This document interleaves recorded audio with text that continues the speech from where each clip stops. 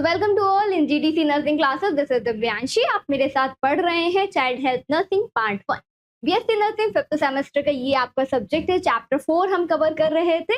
तो आज के इस वीडियो में हम डिस्कस करने जा रहे हैं चैप्टर का last topic neonatal organisation of the neonatal unit. Neonatal unit का किस तरीके से ऑर्गेनाइजेशन किया जाता है, एनआईसीयू का, पीआईसीयू का। इसी के साथ ही साथ हम इसके फिजिकल सेटअप को भी देखेंगे और लेवल्स को भी देखेंगे, लेवल 1, 2 एंड 3। इसमें किस तरीके की पेशेंट को रखा जाता है और क्या क्या केयर इसमें प्रोवाइड की जाती है। तो इसी के साथ में हम आज का अपना क्लास स्टार्ट करते हैं। Organisation of the neonatal unit, इसका हिस्ट्री क्या है, किसने दिया है organisation of the neonatal unit को।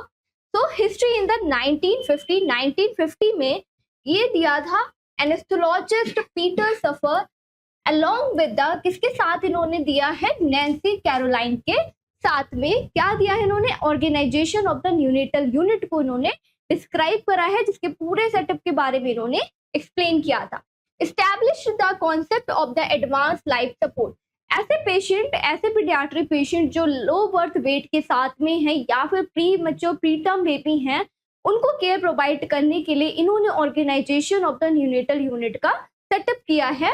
क्या करने के लिए, मेन इसका कॉन्सेप्ट क्या है, advance life support paediatric patient को प्रोवाइड कराना, which included keeping patient sedated, जिसमें क्या करते हैं, इंटेंसिव केयर यूनिट में पेशेंट को सेडेटेड रखते हैं अगर कोई भी इन्वेसिव प्रोसीजर कर रहे हैं उस टाइम ड्यूरेशन के उस टाइम पे, and the ventilated in an intensive care environment. और जो भी इंटेंसिव केयर एनवायरनमेंट है वो कैसा होना चाहिए, वेल वेंटिलेटेड होना चाहिए, सो दैट क्या होगा, हम हाइपरथर्मिया को प्रिवेंट कर सकते हैं, हाइपोथर्मिया को प्रिवेंट कर सकते हैं। इसी के साथ ही साथ बेबी को एक ऐसा हेल्दी एनवायरनमेंट मिलेगा जिससे उनकी हेल्थ और भी ज्यादा इनहेंस होगी, ग्रोथ एंड डेवलपमेंट में कोई भी ऑब्स्ट्रक्शन नहीं होगा। This marked the beginning of the modern neonatal intensive care unit NICU, जिसको मार्क्ड किया गया है एज अ एनआईसीयू के नाम से। नेक्स्ट हम देखेंगे डेफिनेशन, इंटेंसिव केयर यूनिट को किस तरीके से डिफाइन किया गया है। द इंटेंसिव केयर यूनिट, जिसको हम कहते हैं ICU, also known as the critical care unit. आपने सुना होगा इसको क्या कह रहे हैं, क्रिटिकल केयर यूनिट। एक ऐसा जगह, एक ऐसा प्लेस हॉस्पिटल में जहाँ पे सीवियर इल पेशेंट को रखा जाता है high quality of care provide करने के लिए या फिर स्पेशलाइज्ड केयर प्रोवाइड करने के लिए पर्टिकुलर साइन और सिम्टम्स को देखकर। और इंटेंसिव थेरेपी यूनिट, और किसको और नाम से क्या कहते हैं, इंटेंसिव थेरेपी यूनिट मींस एक स्पेशलाइज्ड थेरेपी पेशेंट को प्रोवाइड कराना। इट इज स्पेशलाइज्ड डिपार्टमेंट, ये हॉस्पिटल का एक स्पेशलाइज्ड डिपार्टमेंट होता है। हॉस्पिटल एरिया का जो सेटअप है ये सबसे ज्यादा स्पेशलाइज्ड यूनिट है, जिसमें high quality of care deliver किया जाता है पेशेंट की कंडीशन को ध्यान में रखते हुए। जो पेशेंट की प्रॉब्लम है उसी के रिगार्डिंग ही हम पेशेंट को ट्रीटमेंट प्रोवाइड करते हैं। In a hospital that provide intensive care medicine, जहाँ पे पेशेंट को उनकी जो भी इलनेस है उसकी सीवियरिटी के अकॉर्डिंग वही मेडिकेशन हम प्रोवाइड करेंगे to a critically ill patient who require close monitoring and the life sustaining intervention. क्यों दे रहे हैं, ऐसा क्यों कर रहे हैं, इंटेंसिव केयर यूनिट में पेशेंट को क्यों रखा गया है, क्यों उन्हें मेडिकेशन प्रोवाइड कर रहे हैं, क्यों उनको उनकी कंडीशन के अकॉर्डिंग थेरेपीज प्रोवाइड कर रहे हैं, इंटेंसिव थेरेपी प्रोवाइड कर रहे हैं। इसलिए क्योंकि पेशेंट को हम लाइफ थ्रेटनिंग कंडीशन से प्रिवेंट कर पाए, उनकी हेल्थ को प्रमोट कर पाए, या फिर कोई भी ऐसी पोटेंशियल हेल्थ प्रॉब्लम जो लेटर ऑन एज में या फिर फ्यूचर में अगर होने वाली है उसको प्रायर हम ट्रीट कर पाए, अर्लियर ट्रीट कर पाए, पहले से डायग्नोस करके उसका ट्रीटमेंट दे पाए। तो बेसिकली करते क्या है, पेशेंट की हेल्थ को प्रमोट करने के लिए और पोटेंशियल हेल्थ प्रॉब्लम को प्रिवेंट करने के लिए हम पेशेंट को इंटेंसिव केयर यूनिट में रखते हैं, सो दैट पेशेंट सेंटर हम केयर उन्हें डिलीवर कर पाएंगे।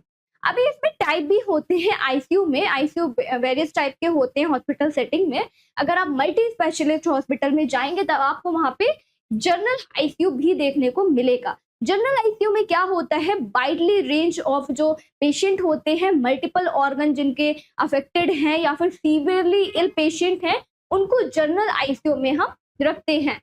कार्डियक यूनिट, कार्डियक आईसीयू में उन पेशेंट को रखते हैं जो हार्ट डिफेक्ट जिन पेशेंट में है, जिनमें कोई भी अबनॉर्मलिटी फाइंड आउट होती है हार्ट से रिलेटेड, या फिर उनका हार्ट अच्छे से वर्क नहीं कर रहा, जो भी हार्ट का रिदम है वो अच्छे से वर्क नहीं कर रहा, रेस्पिरेशन की प्रोसेस पॉसिबल नहीं है, गैस का एक्सचेंज नहीं हो रहा, या फिर कंजेनाइटल हार्ट अबनॉर्मलिटी है। इस कंडीशन में पेशेंट को कार्डियक आईसीयू में रखा जाता है।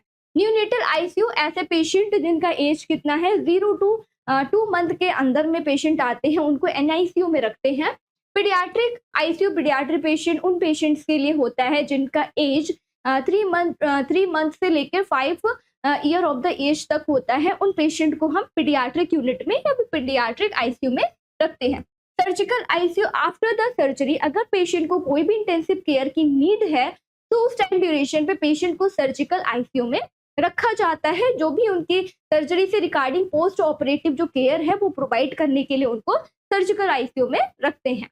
Medical ICU medication support provide करने के लिए पेशेंट को, ऐसे पेशेंट हैं जिनका हेल्थ सीवियरली इल है और उन्हें टाइमली मेडिकेशन की नीड है, उन्हें बहुत ही ज़्यादा क्लोज इंटरवेंशन की नीड है या फिर क्लोज ऑब्जर्वेशन की नीड है, तो उस कंडीशन में पेशेंट को मेडिकल आईसीयू में प्लेस करके रखते हैं। न्यूरो आईसीयू, न्यूरोलॉजिकल कोई भी अबनॉर्मलिटी है, हाइड्रोसेफेलस है या फिर एनासेफेली जैसी कंडीशन है, उस कंडीशन को ट्रीट करने के लिए पेशेंट को न्यूरो आईसीयू में रखते हैं। Burn patient, severely burn patient है तो उनका वन वार्ड क्या है, सेपरेट होता है, अलग होता है। अदर जो भी पेशेंट है उनकी हेल्थ कंडीशन के रिगार्डिंग या फिर उनकी हेल्थ स्टेटस को देखते हुए जो बर्न पेशेंट होते हैं उनको अलग हॉस्पिटल सेटिंग में बर्न आईसीयू में प्लेस करते हैं। नॉर्मली भी अगर कोई भी बर्न पेशेंट है तो उन्हें जनरल वार्ड में नहीं रखा जाता है, आइसोलेटेड वार्ड में रखा जाता है, जिसके थ्रू कोई भी ट्रांसमिशन इन्फेक्शन का उनकी बॉडी में ना हो, या फिर जो उनकी स्किन इतनी ज़्यादा बर्न हुई है सीवियरिटी के अकॉर्डिंग ही उनको अलग आइसोलेट प्लेस करके रखते हैं। और जो इनका इन्वायरमेंट होता है वो भी कैसा होता है, कूल होता है, वार्म इन्वायरमेंट में उनको प्लेस नहीं किया जाता है। कार्डियोथोरेसिक आईसीयू वो आईसीयू होता है जिसमें पेशेंट किससे सफर कर रहे हैं, कोई भी उन्हें हार्ट से रिलेटेड प्रॉब्लम है या फिर थोरेसिक कैविटी लंग से रिलेटेड कोई प्रॉब्लम है, तो उस कंडीशन में पेशेंट को हम कार्डियोथोरेसिक आईसीयू में रखते हैं। तो these all the types of the ICU, ICU को कितने पार्ट्स में डिवाइड किया गया है, जनरल आईसीयू, पीआईसीयू, एनआईसीयू, इसी के साथ साथ हमने देखा एमआईसीयू। पेशेंट की कंडीशन के अकॉर्डिंग ही हम उनको स्पेशलाइज्ड यूनिट में हॉस्पिटल की प्लेस करते हैं स्पेशल थेरेपी प्रोवाइड करने के लिए। नेक्स्ट हम देखेंगे इक्विपमेंट। अभी जो आईसीयू है उसमें क्या क्या स्पेशलाइज्ड इक्विपमेंट का यूज किया जाता है पेशेंट की कंडीशन को ट्रीट करने के लिए। तो मैकेनिकल वेंटिलेशन का यूज करते हैं। मैकेनिकली पेशेंट का जो एयरवे है, ब्रीथिंग है, उसको सपोर्ट करने के लिए, एयरवे में कोई भी ऑब्स्ट्रक्शन है उसको रिमूव करने के लिए, पेशेंट में adequate amount of oxygen reach करें उनके लंग्स तक, इसके लिए हमें क्या करना है, मैकेनिकल वेंटिलेशन का यूज करते हैं। कार्डियक मॉनिटर्स का यूज करा जाता है आईसीयू में। पेशेंट के हार्ट के जो भी फंक्शन है उसको एनालाइज करने के लिए, उसको मॉनिटर करने के लिए, हार्ट की रिदम को, पेशेंट का हार्ट किस तरीके से वर्क कर रहा है, उन सारे कंडीशन को फाइंड आउट करने के लिए हम कार्डियक मॉनिटर का यूज करते हैं। डिफिब्रिलेटर, पेशेंट को शॉक देने के लिए डिफिब्रिलेटर का यूज किया जाता है। ऐसे कंडीशन जैसे कि कार्डियक एरिथमियास जैसे कंडीशन है उसको ट्रीट करने के लिए क्या करते हैं, डिफिब्रिलेटर का यूज करते हैं। इसी के साथ साथ एडवांस लाइफ सपोर्ट प्रोवाइड करने के लिए, मीन सीपीआर देने के लिए भी पेशेंट को डिफिब्रिलेटर का यूज करते हैं। डायलिसिस इक्विपमेंट, ऐसे इक्विपमेंट जब भी पेशेंट का रीनल जो सिस्टम है वो फेल हो गया है, किडनी अच्छे से वर्क नहीं कर रही हैं, तो उस टाइम पे हम डायलिसिस मशीन का यूज करते हैं फिल्ट्रेशन करने के लिए। Intravenous line, IV fluid, patient को आईवी मेडिकेशन प्रोवाइड करने के लिए इंट्रावीनस लाइन का यूज किया जाता है। फीडिंग ट्यूब, जिसको एनजी ट्यूब भी कहते हैं, अगर पेशेंट ओरली फीड नहीं कर सकते तो एनजी ट्यूब के थ्रू ही उन्हें फीडिंग कराई जाती है। या फिर पेशेंट कैसी कंडीशन के साथ में है, इसोफेजियल एट्रेशिया है उनका, या फिर फिस्टुला प्रेजेंट है, या फिर क्लेफ्ट लिप या फिर क्लेफ्ट पैलेट, तो इस कंडीशन में पेशेंट ओरली कुछ भी नहीं ले पाएंगे, तो हमें क्या करना पड़ेगा, एनजी ट्यूब फीडिंग पेशेंट को इनिशिएट करनी पड़ेगी, स्टार्ट करनी पड़ेगी।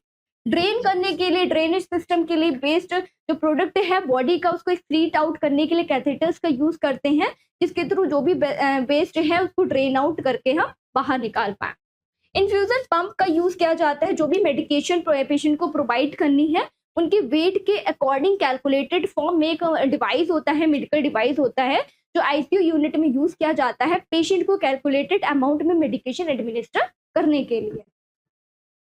नेक्स्ट हम देखेंगे क्वालिटी ऑफ केयर। अभी पेशेंट कहाँ है, आईसीयू में है।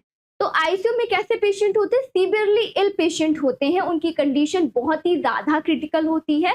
पीडियाट्री पेशेंट है, न्यूनेट पेशेंट है, तो उनमें और भी ज़्यादा इंटरवेंशन देने की नीड होगी। तो जो भी उस यूनिट में स्टाफ है उनका रेशियो पेशेंट की कंडीशन के अकॉर्डिंग ही रखा जाता है। मेनली पीडियाट्रिक यूनिट में जो रेशियो होता है नर्स एंड पेशेंट का वो होता है 1:2। आईसीयू यूनिट में मल्टी स्पेशलिस्ट हॉस्पिटल में एक नर्स को रखा जाता है 2 पेशेंट के ऊपर। 1:2 में नर्सेस होते हैं। अगर बहुत ही ज्यादा सीवियरली इल कंडीशन नहीं है, मॉडरेट कंडीशन में पेशेंट्स हैं, तो उस कंडीशन में हम इस रेशियो को बढ़ा भी सकते हैं। 1:4 और 5 इसको रखते हैं। 1:2 तब रखेंगे जब बहुत ही ज्यादा सीवियरली इल पेशेंट होंगे, कार्डियक कंडीशन में है या फिर मल्टीपल फेलियर ऑर्गन के साथ में पेशेंट है, रेस्पिरेटरी डिस्ट्रेस जैसी कंडीशन में। तो उस कंडीशन में पेशेंट एंड नर्स का रेशियो कितना होगा? 1:2 होता है। इसी के साथ ही साथ अगर मॉडरेट इलनेस है या फिर बहुत ज्यादा इल पेशेंट नहीं है, उस कंडीशन में ये रेशियो 1:5 हो जाता है या फिर 1:4 भी हो सकता है। इससे ज्यादा या फिर इससे कम नहीं होगा। A ratio of a 1 nurse to a 2 patient is the recommended for intensive care unit। जैसे मैंने बताया कि एक नर्स को दो पेशेंट के ऊपर रखते हैं high quality of care deliver करने के लिए पेशेंट की नीड के according. Where is the ratio 1 nurse to a 4 to 5 patient is typically seen on a medical surgical floor। ये कहाँ देखने को मिलता है? मेडिकल सर्जिकल फ्लोर पे देखने को मिलता है। जिन पेशेंट को मेडिकली ट्रीटमेंट की नीड है उन्हीं पेशेंट में क्या रेशियो होगा नर्स और पेशेंट के बीच का? 1:5 में तब हम रेशियो को मेंटेन करते हैं। ये इसलिए किया जा रहा है कि पेशेंट को हम क्या कर पाए? High quality of care deliver कर पाए उनकी नीड के अकॉर्डिंग। नेक्स्ट हम देखेंगे levels of neonatal care. 3 levels होते हैं। लेवल 1 में क्या देखेंगे? ऐसे पेशेंट जिनका कंडीशन जनरलाइज्ड है, जैसे ही बेबी बॉर्न होते हैं, न्यू बॉर्न बेबी होता है, तो उन सारे ही पीडियाट्रिक जो पेशेंट हैं उनको क्या है? नीड होता है केयर के लिए। तो हर पेशेंट को कहाँ पे रखते हैं? लेवल 1 में रखते हैं। नॉर्मली उनको वार्मथ एनवायरनमेंट प्रोवाइड करेंगे, कॉर्ड केयर करते हैं, आई केयर देते हैं। तो ये ओवरऑल सारे ही पेशेंट के लिए होता है जिनका जो बॉर्न होते हैं हॉस्पिटल सेटिंग के अंदर।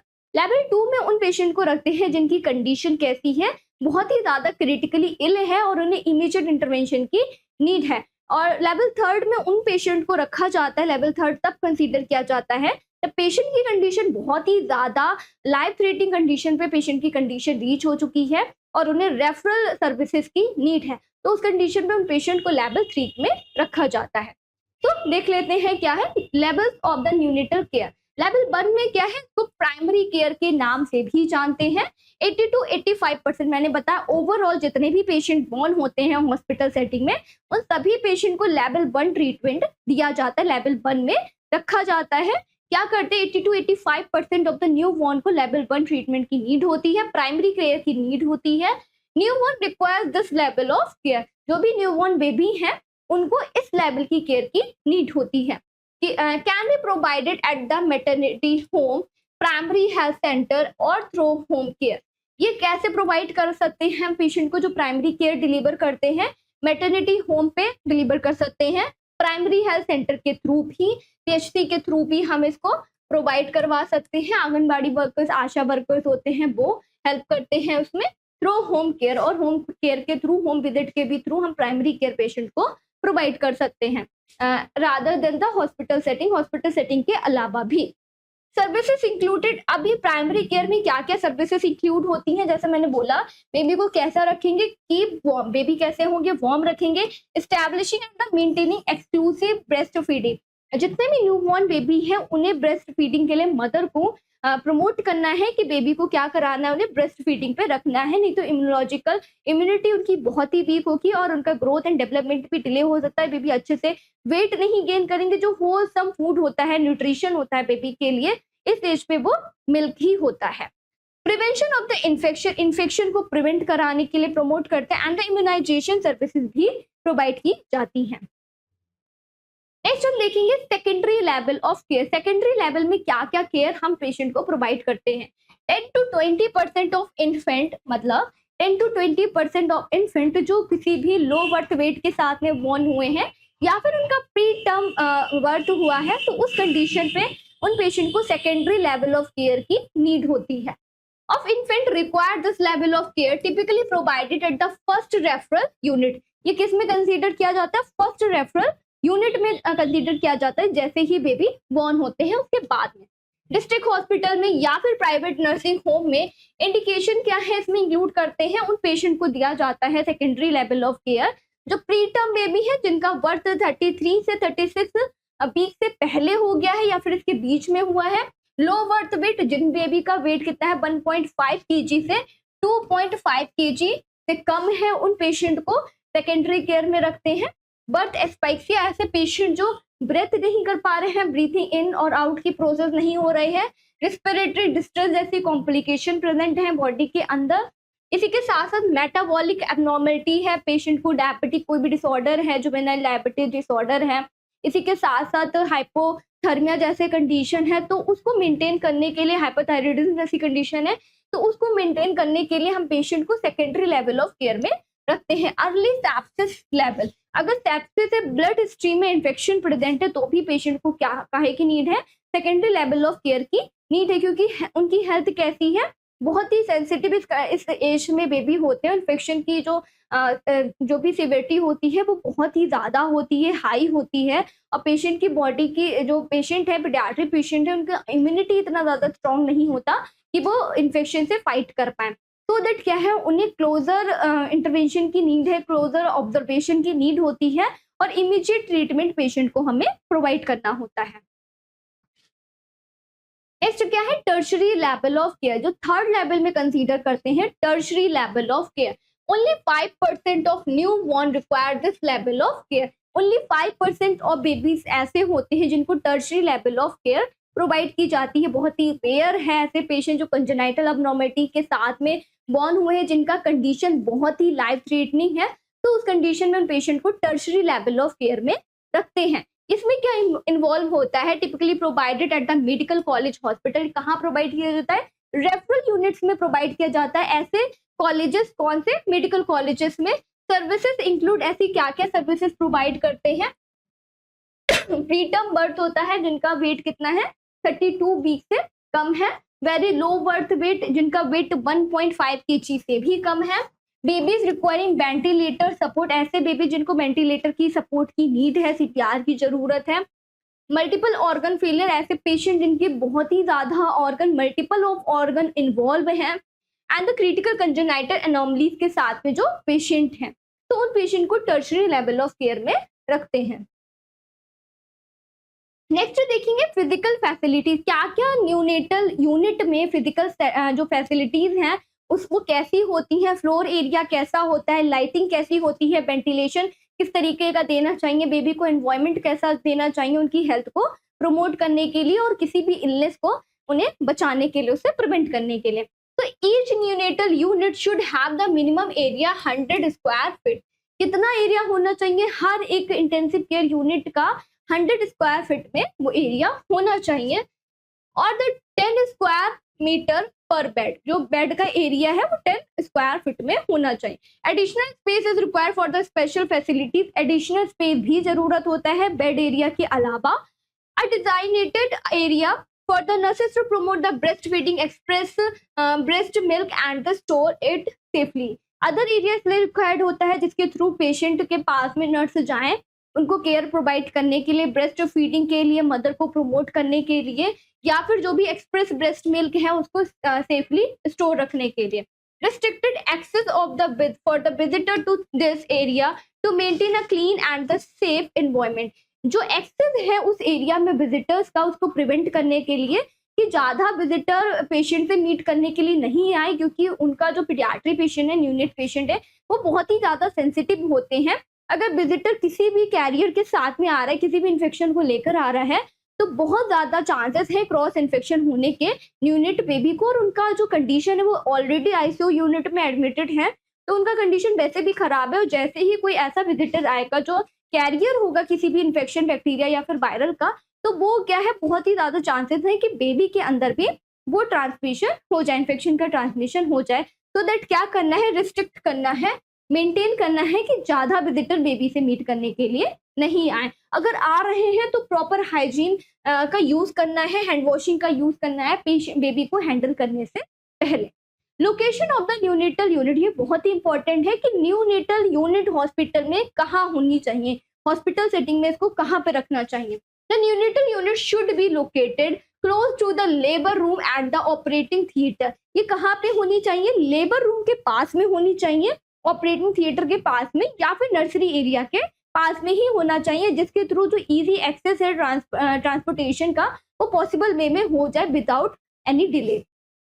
To facilitate promote transfer sick and the high risk infant, ऐसे पेशेंट जो बहुत ही ज्यादा हाई रिस्क पे है या बहुत ही ज्यादा बीमार हैं, तो उनका ट्रांसपोर्टेशन हम इजिली करा पाए, तो उस यूनिट को कहाँ रखना चाहिए, लेबर रूम के या फिर ऑपरेशन थिएटर के पास में ही रखना चाहिए। In an area with adequate sunlight to enhance the brightness, ऐसा एरिया होना चाहिए जहाँ पे ब्राइटनेस बहुत एडुकेट अमाउंट में ट्रांसफर हो रही हो, लाइटनिंग हो, कोई भी डार्क एनवायरमेंट में इस यूनिट को नहीं प्लेस करना है। In a way that the support aseptic infection control practice, ऐसे उस एरिया में उस यूनिट को रखना है जिससे इन्फेक्शन के चांसेस बहुत ही ज्यादा कम हो, ज्यादा लोग उस एरिया में ना एंटर करें, सिर्फ वही लोग एंटर करें जो आईसीयू में वर्क कर रहे हैं। और ये सेपरेट यूनिट होती है, पार्ट्स में डिवाइडेड होती है, आउटर एरिया में स्लीपर वगैरह को बाहरी रख देते हैं, उसके बाद में प्रॉपर हाइजीन असेसिव टेक्निक का यूज करते हुए ही पेशेंट को ट्रीटमेंट प्रोवाइड किया जाता है हेल्थ केयर प्रोफेशनल्स के through.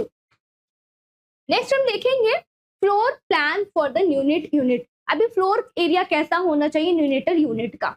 The floor plan should preferable be a square space to provide the abundant open space. कैसा होना चाहिए, फ्लोर एरिया एकदम क्लीन होना चाहिए, वेल टाइल्ड होना चाहिए, तो दैट जो भी केयर हम प्रोवाइड कर रहे हैं, नर्सिंग प्रोफेशनल वर्क कर रहे हैं, तो उनको एडुकेट अमाउंट में स्पेस मिले कि पेशेंट को वो प्रॉपरली ट्रीट कर पाए, दे पाए, कोई भी ऑब्स्ट्रक्शन ना प्रेजेंट हो वहाँ पे। की फीचर्स क्या है इसमें, double layer glass window, room में कैसा ग्लास विंडो होना चाहिए, डबल लेयर का होना चाहिए for heat and the sound insertion. अगर डबल लाइन विंडो होंगे सो दैट क्या होगा, बाहर का जो साउंड है वो आईसीयू यूनिट के अंदर नहीं आएगा और जो इन्वायरमेंट है वो हेल्दी इन्वायरमेंट प्रमोट हो पाता है। Tiled floor and the walls for the easy cleaning and the maintenance, floor area well tiled होना चाहिए एंड द वॉल एरिया जो है वो प्रॉपर क्लीन हो, जिसको इजिली हम स्वैप कर पाए या फिर क्लीन कर पाए। कांस्टेंट वाटर सप्लाई, ऐसा यूनिट होना चाहिए यहाँ पे वाटर सप्लाई एडुकेट अमाउंट में हो रही हो with the automatic door close. और वहाँ का डोरिंग एरिया कैसा होना चाहिए, वो अपने आप ही डोर क्लोज हो जाए, बंद हो जाए। designated area for the special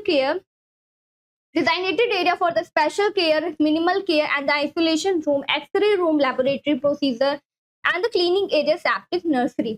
उसी के पास में एक डिजाइन एरिया रखते हैं उसी फ्लोर पे जहाँ पे एक्सरे भी हो और जहाँ पे पेशेंट का लेबोरेटरी टेस्ट भी पॉसिबल हो, क्लीनिंग एरिया भी वहीं पे पास में हो, प्रोसीजर रूम भी हो, मिनिमल केयर सपोर्ट भी पेशेंट को मिले, या फिर स्पेशलाइज्ड केयर की नीड है तो उसी एरिया में पेशेंट को लोकेटेड होना चाहिए। Ventilation in the neonatal unit, proper ventilated unit होनी चाहिए आईसीयू की। Effective air ventilation is crucial to reduce the nosocomial infection. अगर जो यूनिट है वो कैसा है, प्रॉपर वेंटिलेटेड है, एयर का जो भी है एक्सचेंज हो रहा है, अंदर से बाहर के लिए गैस पास हो रहा है, तो वहाँ का एनवायरनमेंट हेल्दी होगा, ये बहुत ही ज्यादा क्रूशियल होता है, इसीलिए कि हम हॉस्पिटल एक्वायर्ड इन्फेक्शन को प्रिवेंट कर पाए। इसमें क्या की फीचर्स होते हैं, लैमिनार एयर फ्लो सिस्टम का यूज करते हैं ऑप्टिमल वेंटिलेशन को मेंटेन करने के लिए, सेंट्रलाइज्ड एयर कंडीशनरिंग का यूज करते हैं, एसी एरिया का यूज करते हैं, 12 air changes per hour, use the HEP means the high efficiency particulate air, ये यहाँ पे यूज नहीं होता है, अफ्रीका एरिया या फिर फॉरेन कंट्रीज में इसका यूज करते हैं। स्पेशल फिल्टर होता है रिमूव करने के लिए किसी भी एयरबॉर्न माइक्रोब्स को प्रिवेंट करने के लिए। एग्जॉस्ट फैन का यूज करते हैं वेंटिलेशन को मेंटेन करने के लिए, also be used in enhance ventilation. Nursery area में भी एग्जॉस्ट फैन का यूज करते हैं वेंटिलेशन को मेंटेन करने के लिए। नेक्स्ट देखेंगे lighting in the neonatal unit. अभी एडुकेट लाइटिंग होना चाहिए जहाँ पे आईसीयू है पेशेंट को केयर डिलीवर करने के लिए, या फिर हम कोई भी प्रोसीजर फॉर्म कर रहे हैं तो उसके लिए क्या होना चाहिए, प्रॉपर अमाउंट में एडुकेट लाइट सप्लाई होनी चाहिए। Well illuminated space with the white और द लाइट कलर, अगर वाइट एरिया है, वाइट लाइट कलर है, तो क्या है, wall to the facility observation of the jaundice और द साइनोसिस, सो दैट हम क्या कर पाएंगे, इजिली जॉइंटिस या फिर साइनोसिस को हम आइडेंटिफाई या फिर डिटेक्ट कर सकते हैं। फ्लोरोसेंट ट्यूब्स का यूज करते हैं, स्पॉटलाइट्स का यूज करते हैं, बिलिरुबिन है, अगर पेशेंट का बिलिरुबिन लेवल बहुत ही ज्यादा हाई है तो फ्लोरोसेंट लाइट का यूज करके हम पेशेंट को ट्रीट भी कर सकते हैं। एडजस्टेबल लाइट टू अलाउ, ऐसे लाइट होने चाहिए जिसको हम एडजस्ट कर लें, फिक्स्ड नहीं होने चाहिए, फ्लेक्सिबल नहीं होने चाहिए एकदम। ब्राइट लाइट का यूज करेंगे डे टाइम में कोई भी प्रोसीजर या फिर एग्जामिनेशन को परफॉर्म करने के लिए। नाइट के टाइम पे डिम लाइट का यूज करेंगे जिसके थ्रू पेशेंट का जो स्लीप पैटर्न है उसको इनहेंस कर पाए और नाइट और डे के बीच में हमें डिफरेंस को मेंटेन कर पाए। Stimulate the day night pattern promoting the hormonal regulation and the bodies growth. जितना भी ग्रोथ होता है वो नाइट एरिया में बहुत ही ज्यादा फास्ट होता है। आपने पढ़ा होगा इस बारे में कि जो ग्रोथ एंड डेवलपमेंट है ये नाइट टाइम के ड्यूरेशन में बहुत ही ज्यादा अच्छे से होता है। अगर पेशेंट अच्छे से सोएंगे और उनका जो नींद है वो प्रॉपर अमाउंट में वो कंप्लीट करेंगे तो उनका ग्रोथ एंड डेवलपमेंट बहुत जल्दी होगा। और जो भी डिजीज कंडीशन से अगर वो सफर भी कर रहे हैं, किसी इलनेस में भी हैं वो, तो अगर वो सोएंगे तो उनकी हेल्थ भी इसी के थ्रू प्रमोट भी होती है। तो नाइट एंड डे के बीच में डिफरेंस रखने के लिए हमें ऐसे लाइट का यूज करना है जो क्या हो, एडजस्टेबल लाइट हो। नेक्स्ट हम देखेंगे environmental temperature and the humidity. Environment को क्लीन रखना है, टेम्परेचर को मेंटेन रखेंगे, हाइपोथर्मिया एंड द हाइपोथर्मिया को प्रिवेंट करने के लिए इसी के साथ साथ ह्यूमिडिटी को भी मेंटेन करना। The nursery environment should be maintain at the temperature of around 26 degrees Celsius 78.8 degree Fahrenheit to minimize the thermal stress on the baby। Baby को कोई भी थर्मल रेगुलेशन इम्पेयरमेंट उनकी बॉडी का ना हो, तो दैट हमें एनवायरमेंट को वहां के टेम्परेचर को मेंटेन रखना है। Centralised air conditioning with the temperature control to achieve this. Additional heat sources का यूज करते हैं। अगर विंटर का टाइम है तो infrared lamps, hot air blower be used to provide the warmth to individual infant, especially during the winter month। Winter month के time duration पे infrared lamps का या फिर हॉट एयर ब्लोअर्स का यूज किया जाता है पेशेंट को या पीडियाट्रिक पेशेंट यूनिट को वार्म रखने के लिए। अगर समर सीजन है तो उस टाइम पे एयर कंडीशनिंग का यूज करते हैं बेबी के थर्मो रेगुलेशन को मेंटेन करने के लिए। अगर हाइपरथर्मिया है तो उसे प्रिवेंट कर भी पाएंगे हम। Acoustic characteristics in a neonatal unit. Acoustic क्या होता है, किसी भी साउंड को मेंटेन करना, साउंड से रिलेटेड होता है वर्ड टर्मिनोलॉजी है। The nursery environment should have the controlled sound level to prevent the potential harm to the newborn. ऐसे हार्म जो लेटर ऑन लाइफ में बेबी को अफेक्ट, अगर बहुत ज्यादा हाई साउंड होगा तो बेबी के ब्रेन पे भी इफेक्ट करता है और ईयर ड्रम भी डैमेज होने का चांसेस होता है। तो क्या है, एकॉस्टिक एनवायरनमेंट मेंटेन करना है बेबी के सराउंडिंग में। Sound intensity should not exist नहीं करनी है, बहुत ज्यादा नहीं बढ़ानी है। Recommended level to prevent the hearing loss and the other adverse effected को प्रिवेंट करने के लिए हमें जो साउंड है उसका वॉल्यूम को बहुत ज्यादा अप नहीं करना है। Excessive noise can lead to the physiological and the behavioural disturbance. जैसे मैंने बताया कि बेबी का जो ब्रेन है वो भी डैमेज होगा अगर साउंड की फ्रिक्वेंसी बहुत ही ज्यादा है। इसी के साथ ही साथ बेबी बहुत ही ज्यादा इरिटेट होंगे, फ्रस्ट्रेट होंगे, ब्रेस्ट मिल्क फीडिंग भी नहीं कर रहे होंगे, फिजियोलॉजिकल भी चेंजेस उनकी बॉडी में दिखता है। बहुत ही ज्यादा क्राई करेंगे, हाइपोक्सिया होगा, ब्रीथिंग डिफिकल्टी होगी, ऑक्सीजन की कमी होगी, ब्रेडिकार्डिया जो पल्स रेट है वो बहुत ही ज्यादा कम हो जाएगा। इंक्रीज्ड इंट्राक्रेनियल प्रेशर, क्योंकि जो बहुत ज्यादा हाई साउंड होता है वो ब्रेन पे इफेक्ट करता है, इसलिए बेबी का इंट्राक्रेनियल प्रेशर ICP भी रेज अप हो सकता है। तो उसको प्रिवेंट करने के लिए एकॉस्टिक कैरेक्टरिस्टिक्स हमें न्यूनेटल यूनिट में मेंटेन करके रखना है। तो minimise the disruption alternative to a loud alarm such as the blinking light can be used for the telephone notification equipment alert। जो भी इक्विपमेंट अलर्ट है उनका यूज करना है, या तो फिर जो भी फोन वगैरह है उनके नोटिफिकेशन को ऑन रखना है, जिसके थ्रू बहुत हाई बेल लाइट का यूज नहीं करना है। पीडियाट्रिक पेशेंट में साउंड को मिनिमाइज करने के लिए लाउड अलार्म जो अलर्ट करने के लिए यूज किया जाता है उसको हमें डिस्टर्ब करते हैं ये, तो उनको अवॉइड करना है। इसके अलावा हम क्या यूज कर सकते हैं, टेलीफोन नोटिफिकेशन का यूज कर सकते हैं, फिर ऐसे इक्विपमेंट जो हमें हाई अलर्ट प्रोवाइड करे पेशेंट की कंडीशन के regarding. Handling and social contact in neonatal care. Neonatal care में जो भी हम पेशेंट को केयर दे रहे हैं फिर सोशलाइजेशन है उसको मेंटेन रखना है। ICU में gentle handling and the talking, rocking, cuddling and the touching by the both healthcare staff and the mother। Baby को क्या करना है, जेंटल रबिंग प्रोवाइड करनी है, उनको love affection tender and the render care provide करना है, उनको अच्छे से सपोर्ट करना है। कर्डलिंग या फिर टचिंग के थ्रू हम बेबी में इमोशनल जो टच है उसको इनहिबिट कर सकते हैं, बढ़ा सकते हैं। Can provide the comfort to babies and the support their healing process. तो दैट क्या होगा, अगर बेबी को लव एंड अफेक्शन मिल रहा होगा तो ये प्रमोट होगा, उनकी हेल्थ भी प्रमोट होगी और उन्हें हेल्थी इन्वायरमेंट मिलेगा, तो उनका हीलिंग प्रोसेस है, इलनेस से वो जल्दी से हम ट्रीट भी कर सकते हैं। This nurturing approach had to promote a sense of security and well-being in the new। ये जो अप्रोच हम यूज कर रहे हैं, कौन सा नर्चरिंग का अप्रोच यूज कर रहे हैं, बेबी को लव एंड अफेक्शन प्रोवाइड कर रहे हैं, टचिंग के थ्रू, कर्डलिंग के थ्रू उन्हें केयर प्रोवाइड कर रहे हैं, तो ये क्या प्रमोट करेगा, बेबी की हेल्थ में सेंस ऑफ सिक्योरिटी को, वो बहुत ही ज्यादा सिक्योर फील करेंगे, वेल फील करेंगे अपनी हेल्थ में, और जो उनका हेल्थ है वो बहुत ही जल्दी इम्प्रूव होगा, उनका हेल्थ स्टेटस प्रमोट भी होगा इसी के साथ में। Communication system in the neonatal unit, communication को मेंटेन करना है न्यूनेटल यूनिट में। A reliable communication system is essential for the effective care. जो कम्युनिकेशन है, इंटरपर्सनल रिलेशनशिप है नर्स का पेशेंट के फैमिली मेंबर के भी साथ में, और अदर हेल्थ केयर जो भी हमारे साथ में कलीग्स काम कर रहे हैं उनके साथ में भी हमें कम्युनिकेशन को मेंटेन करना नेसेसरी है, तो हम पेशेंट को हाई क्वालिटी ऑफ पेशेंट की नीड के अकॉर्डिंग केयर डिलीवर कर रहे हैं, उसके लिए कम्युनिकेशन बहुत बड़ा रोल प्ले करता है, एक साथ कोऑर्डिनेशन में वर्क करने के लिए।